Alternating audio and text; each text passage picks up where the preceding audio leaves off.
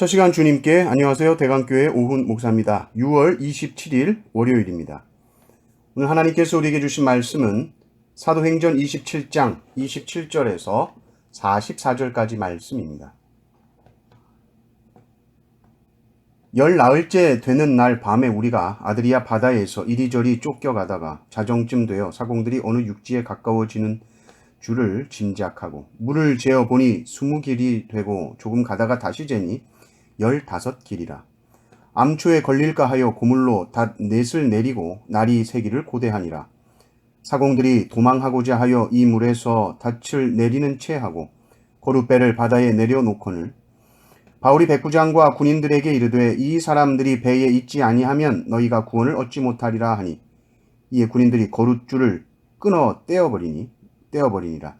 날이 새어가매 바울이 여러 사람에게 음식 먹기를 권하여 이르되 너희가 기다리며 먹지 못하고 줄인 지가 오늘까지 열 나흘인즉 음식 먹기를 권하노니 이것이 너희의 구원을 위하는 것이요 너희 중 머리카락 하나도 잃을 자가 없으리라 하고 떡을 가져다가 모든 사람 앞에서 하나님께 축사하고 떼어 먹기를 시작하매 그들도 다 안심하고 받아 먹으니 배에 있는 우리의 수는 전부 276명이더라.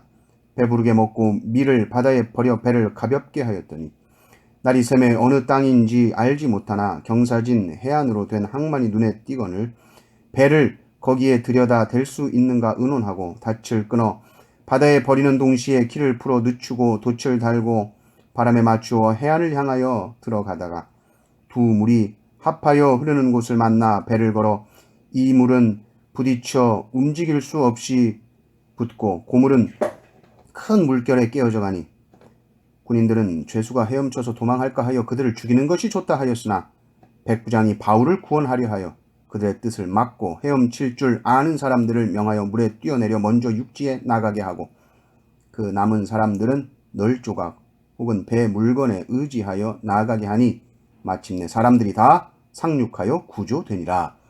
아멘. 바울은 배가 파손하고 모든 소망을 잃은 사람들에게 안심하라. 내가 섬기는 하나님이 지켜주신다라고 했다라고 말합니다. 안심하라 안심하라. 반드시 한 섬에 도착할 것이다. 이것은 자기 확신으로 말한 것이 아니라 하나님의 사자의 음성을 듣고 확신 있게 대언한 것입니다.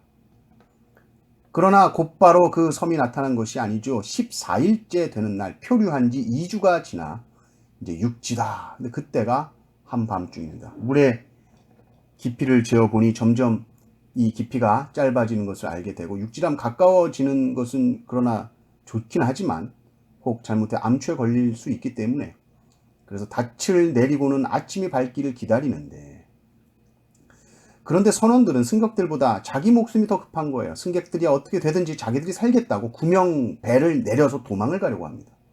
바울이 분명히 우리 다 생명에 지장이 없을 것이다 라고 말했음에도 불구하고 믿지 못하죠. 마침 그때 바울이 그 도망가려는 선원들을 보게 되고 백부장과 군인들에게 저 선원들 도망 못 가게 해라 라고 말합니다. 지금 배가 육지에 제대로 정박해야 되는 이 상황 속에서 선원들이 다 도망쳐버리면 전체가 위험에 빠지게 되는 것이죠. 그래서 아예 그 구명배를 아무도 타고도 하지 못하게 칼로 잘라서 버립니다. 그러니까 바울을 보시면 하나님이 살려주신다라고 그 음성을 들려주셨습니다. 그렇다고 해서 바울은 그냥 넋놓고 있지 않죠. 아주 현실적인 판단도 하고 그리고 아주 발빠르게 행동함으로 승객들의 생명을 살리게 됩니다. 또 바울은 승객들에게 음식 먹기를 권하고 또 다시 위로하죠. 근데 또다시 배에 파손이 될 위험이 닥쳐옵니다. 그러니 이번에는 군인들이 소동을 벌여요. 아까는 선원들이 소동을 벌였고 이제는 군인들이 소동을 벌입니다.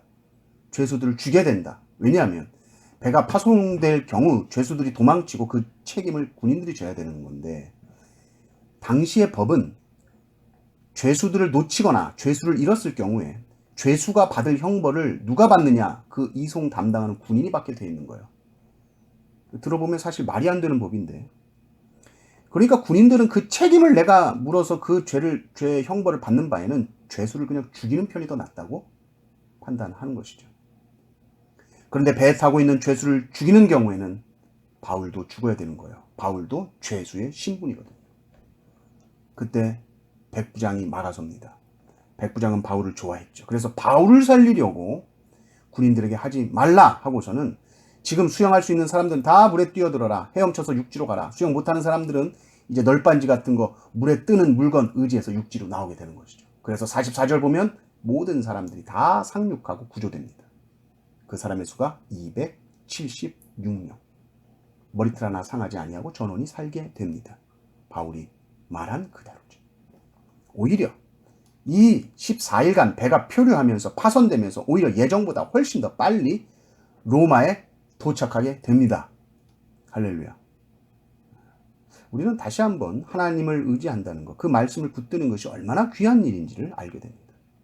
그리고 하나님의 말씀을 의지하며 나갈 때 때로는 우리의 생각대로 되지 않을 수 있고요.